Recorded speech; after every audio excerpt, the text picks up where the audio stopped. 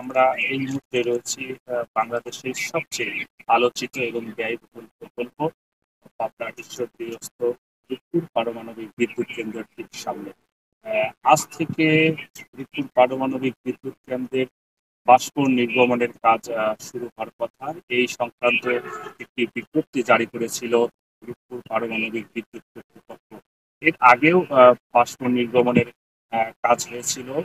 সেবার বিকট শব্দ হওয়ায় স্থানীয়রা আতঙ্কিত হয়ে পড়ে।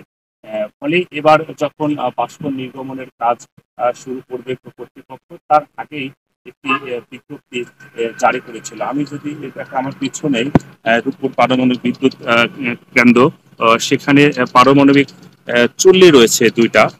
সেই চুল্লি থেকেই কিন্তু বাষ্প নির্গমনের কাজ শুরু হওয়ার কথা, পরীক্ষা চালানো হবে এমন একটি বিজ্ঞপ্তি জারি করা হয়েছিল।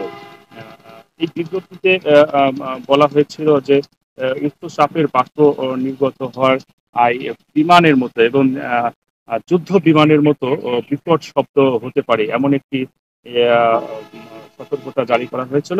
তবে এই শব্দে স্থানীয় বাসিন্দাদের আতঙ্কিত না হবার আহ্বান জানিয়ে গতকাল সন্ধ্যায় প্রকল্পের ঊর্ধ্বতন বৈজ্ঞানিক কর্মকর্তা ও ফোকাল পয়েন্ট শওকত আহমেদ এক বিজ্ঞপ্তিতে এই তথ্য জানিয়েছিলেন। এই বিজ্ঞপ্তিতে বলা হয়েছিল আজকে বৃহস্পতিবার থেকে আগামী 4 থেকে 5 দিন এই বাষ্প নির্গমন পরীক্ষা পরিচালিত হবে। ওই বিজ্ঞপ্তিতে আরো বলা হয়েছিল যে রাশিয়ান সাধারণ ঠিকাদার জেএসসি এবং এএচআই প্রকল্প এলাকায় মেইন স্ট্রিম পাইপলাইন এবং স্টিম জেনারেটরের নিরাপত্তার যাচাইয়ের অংশ হিসাবে কিন্তু এই পরীক্ষাটি সম্পন্ন করবে। পরীক্ষার সময় নির্দিষ্ট বাল্বের মাধ্যমে উচ্চ চাপের বাষ্প বায়ুমণ্ডলে নিশ্চিত হবে।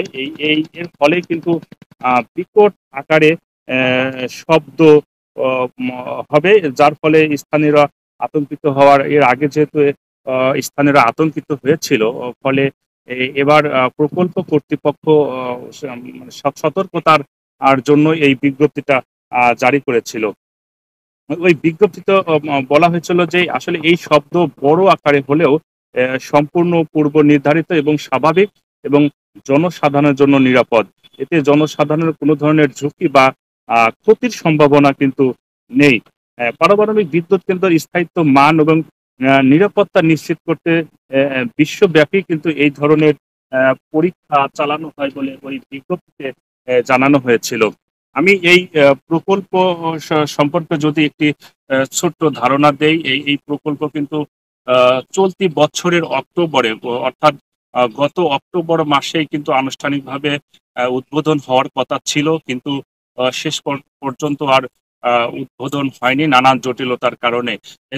বর্তমান সরকার এই প্রকল্পটি অব্যাহত রেখেছে এবং আগামী বছরের মাঝামাঝি বা শেষ নাগাদ এই প্রকল্পটি আনুষ্ঠানিকভাবে বিদ্যুৎ উৎপাদন করবে বলে জানানো হয়েছে। আমি যদি আরেকটু এই প্রকল্পের ইতিহাস সম্পর্কে একটু যদি বলি, যে 2013 সালের 2 অক্টোবর এই প্রকল্পের ভিত্তিপ্রস্তর স্থাপনের মাধ্যমে এই প্রকল্পের কাজ শুরু হয়েছিল। শুরুতেই এই প্রকল্পের ব্যয় ধরা হয়েছিল 1,13,000 কোটি টাকা, যেটি এখনো অব্যাহত আছে।